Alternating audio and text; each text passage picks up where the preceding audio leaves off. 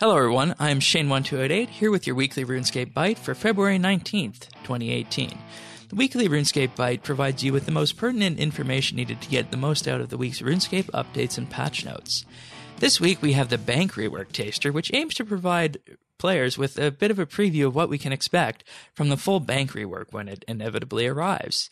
Jagex opens up this week's news posting with the wording that says, quote, "The bank rework is a mammoth undertaking and a lot of it is dependent on the release of RuneScape Mobile. This in itself is a very interesting statement, and we'll have more discussion on what this could potentially mean on this week's episode of RSBANDBupdate."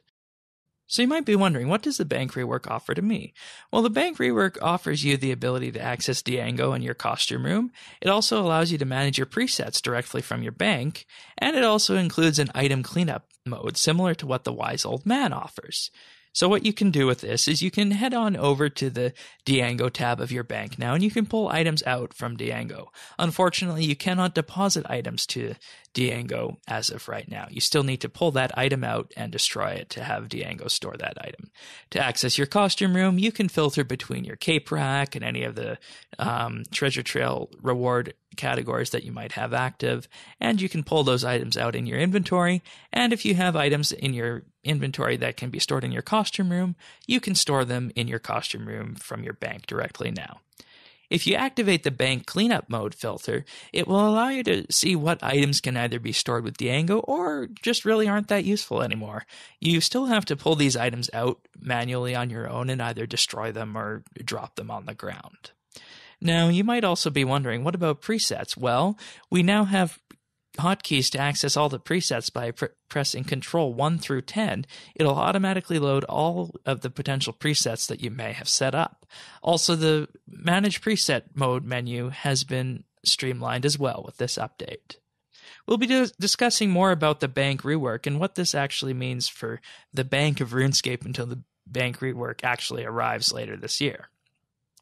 Now, normally at this point we talk about patch notes, but this week there really aren't too many patch notes out there to mention. So instead, what we're going to do is we're going to have a little bit of a look at some of the updates that have arrived to the mining and smithing beta.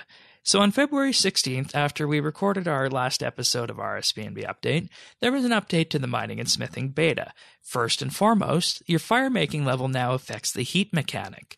Your maximum level of heat is now 300 plus your 3 times your fire making level plus 3 times your smithing level. This gives you a grand total of 898 potential heat. When heating, you will now also gain 50 plus half your fire making level plus half your smithing level heat per tick. You can also set your fire making level via the lamp in the beta square.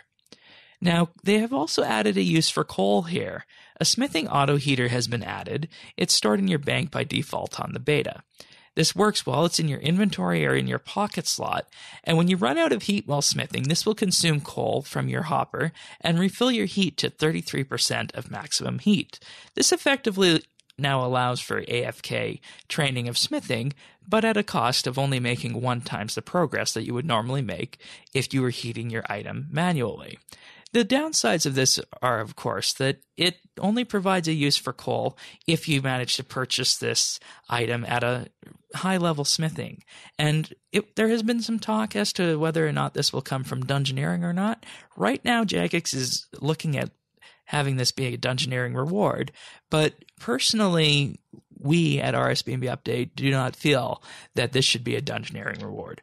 We'll be talking more about the changes to the mining and smithing beta on this week's episode of RSBANDB Update. That's it for this week's weekly RuneScape Byte. If you found this at all useful, please do like and subscribe. And just as a reminder, RSBANDB Update appears every weekend on this YouTube channel. If you want to chat with us in-game, we're at Friends Chat BitsBytes, and we'll see you this week for another episode of RSBANDB Update.